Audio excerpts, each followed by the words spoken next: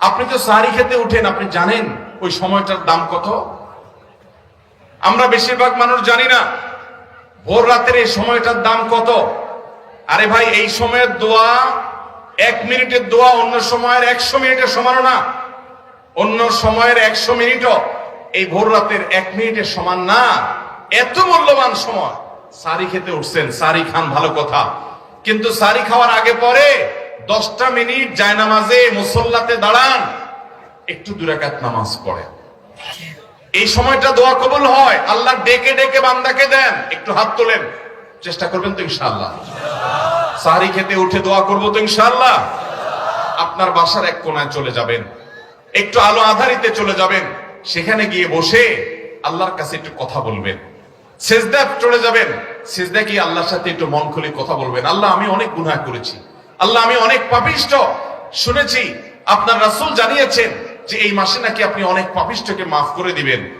আল্লাহ, আপনি নাকি অনেক জাহান্নামে যাদের নাম চলে গেছে জাহান্নামী তালিকাভুক্ত, তাদেরকে মুক্ত করে জান্নাত দিয়ে দিবেন, আপনি নাকি ওয়াদা করেছেন। আল্লাহ, আমাকে একটু তাদের মধ্যে শামিল করে দেন। আল্লাহ, আপনি দিলে আপনার কোনো অভাব হবে না।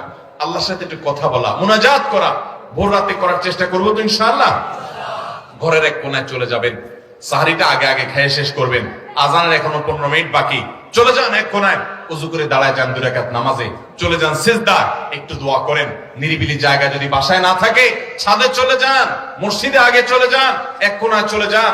এই সময়ের 10টা মিনিট অন্য সময়ের ঘন্টাকে ঘন্টার চাইতে মূল্যবান। চেষ্টা করবো তো ইনশাআল্লাহ? ভাইরা আমার, সিয়াম আমাদেরকে হারাম ছাড়ার প্রশিক্ষণ দেয়। সিয়াম আমাদেরকে বলে তোমার যা মনে চায় তা করতে পারবা না। অনেক অবৈধ কাজ করার সুযোগ আসে, তোমার মনেও চায়, কিন্তু করা যাবে না। কারণ যে তুমি রোজা রয়েছো, রোজা রেখে তুমি ট্রেনিং নিয়েছো যে পানি থাকলেই খাওয়া পান করা যাবে না, খাদ্য থাকলেই খাওয়া যাবে না, ক্ষুধা থাকলেই খাওয়া যাবে না, আল্লাহর ভয়ে বেঁচে থাকতে হবে।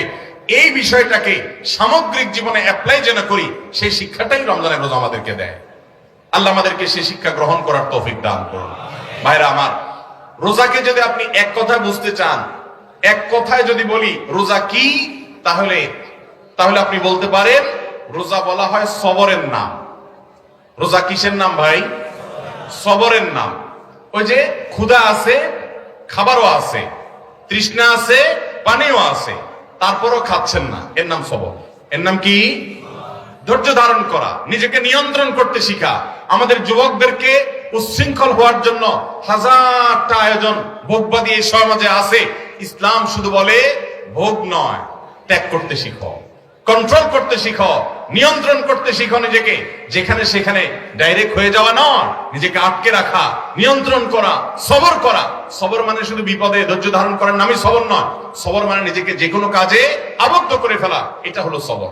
ভাইরা আমার, জীবনের সাফল্য, আখিরাতের সাফল্য তো বটে, দুনিয়ার সাফল্য সবর ছাড়া কোনোদিন সম্ভব হতে পারে